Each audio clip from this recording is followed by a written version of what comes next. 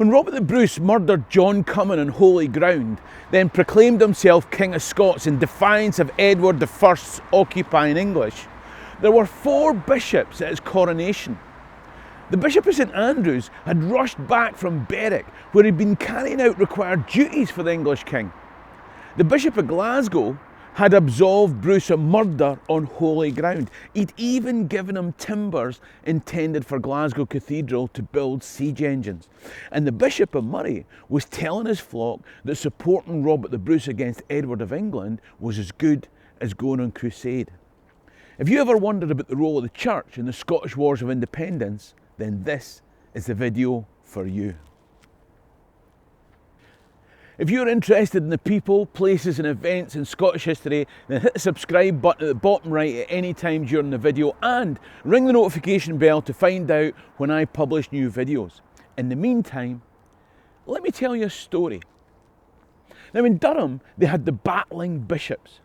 But in my video about the Battle of Methven, I pointed out that Robert the Bruce owed much of his survival to the Scottish bishops. They were his staunchest allies in the War of Scottish Independence. The question is, why? This is Glasgow Cathedral. It's built on the spot where Glasgow's patron saint, Mungo, is buried. They say that he was the bishop who brought Christianity here. It was around about the same time as St Columba was further north converting the Picts. They were pals, you know. Well, they met once and exchanged staffs. You should watch my video on St Columba. Obviously, there'll be a link at the end. Anyway, at the time of Robert the Bruce, the bishop here was Wishart. He was the guy that absolved Bruce of murder on holy ground. He was one of the fiercest fighters for the patriotic cause during the Scottish Wars of Independence. But why is it that a bishop would allow himself to be imprisoned as surety for the unreliable Robert the Bruce? Why did he hide and protect the royal banner when Scotland was under English occupation? Why lead castle sieges? Why swear solemn oaths to Edward Longshanks, then immediately renege on them? That doesn't sound like a bishop to me. What about Bishop Lamberton of St Andrews? Why did he act as clandestine messenger going back and forth between occupied Scotland and France?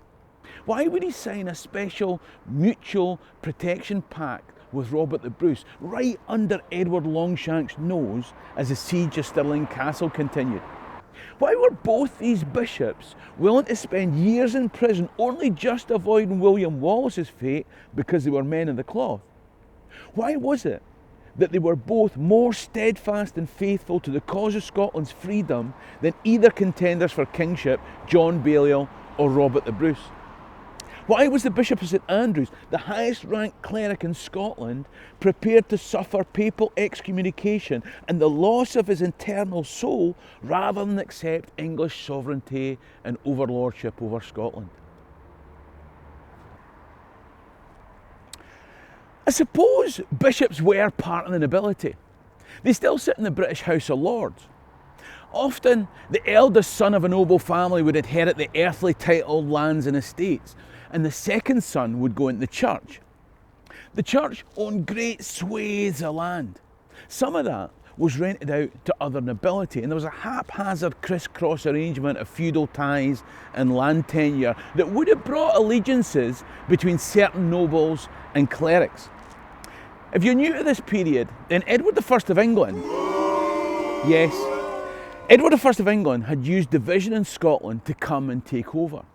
There were 2 main factions in Scotland. The Cummins wanted John Balliol to be king, and the Bruces wanted their guy. Now maybe these feudal land ties, maybe that was why the clergy supported the Cummin faction. Also, Bishop Lamberton had effectively been appointed as the Bishop of St Andrews by William Wallace when Wallace was Guardian of Scotland, and Wallace was fighting the English in the name of Cummin's man, John Balliol. That does make sense. No, that can't be. Bishop Lamberton supported John Balliol but then went and supported Bruce. That'd be like changing sides. Plus, you wouldn't imperil your immortal soul excommunication just because your landlord was a decent bloke. There must be some other reason. For the reason, I have to take you back further into Scotland's history. In the late 1130s, David I of Scotland invaded England. You might have heard of the Battle of the Standard. If Scottish bishops said that supporting Bruce was like going on crusade, then 170 years earlier, when David invaded England, the Bishop of York said that defending against the Scots was a holy war, and he ordered priests to lead the troops. It's this Bishop of York that takes us to the crux of the issue. David's pretext for invading was that when Henry I of England died, his nephew Stephen had had himself declared king.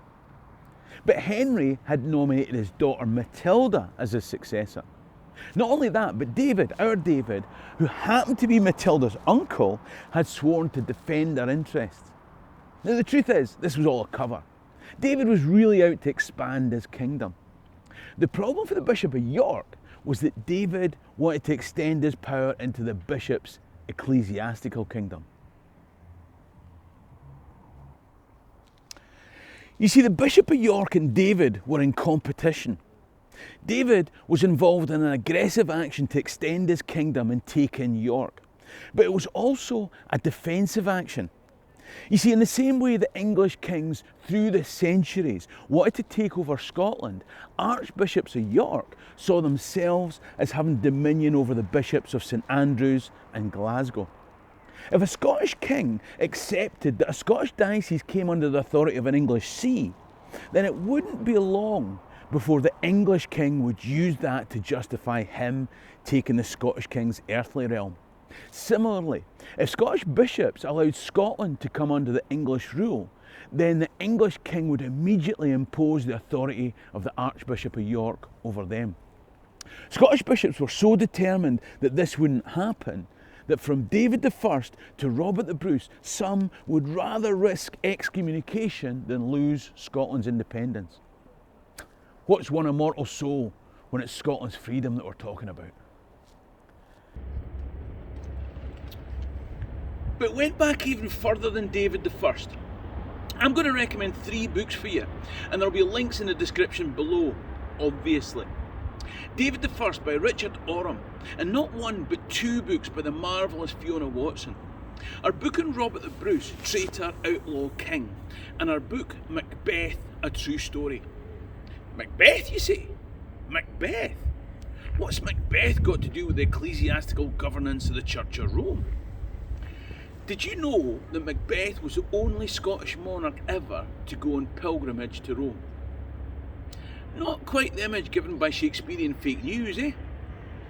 Fiona Watson makes the point that in the mid-11th century, Pope Leo was in the process of modernising and reorganising the church.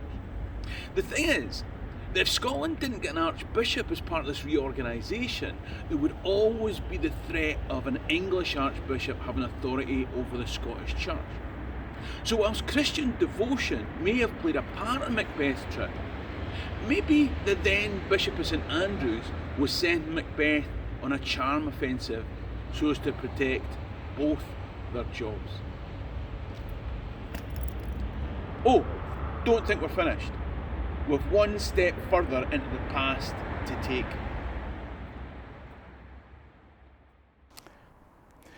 Now, if you've got your inquisitive hat on, then you'll be asking, why might Pope Leo make the Scottish Church part of one whole subsumed within the English Church in the first place?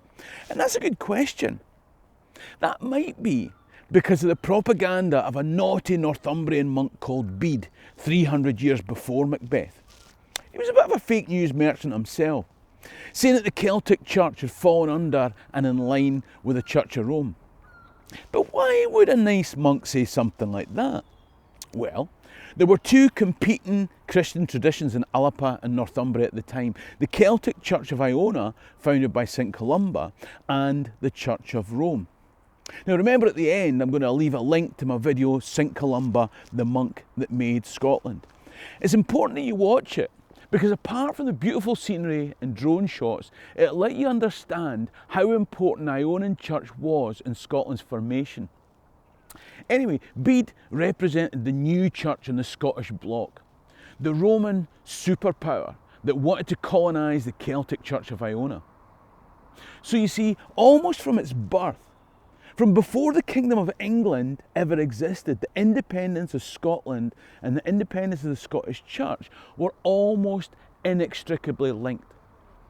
600 years after Bede, when Robert the Bruce came here and Wishart absolved him of murder on holy ground, when Bishop Lamberton of St Andrews raced away from his role as England's lieutenant to be at Bruce's coronation, when the Bishop of Murray exhorted his people that fighting the English was like fighting the Saracens, they were fiercely patriotic, but there was more than just patriotism going on, and a lot more history than you might think.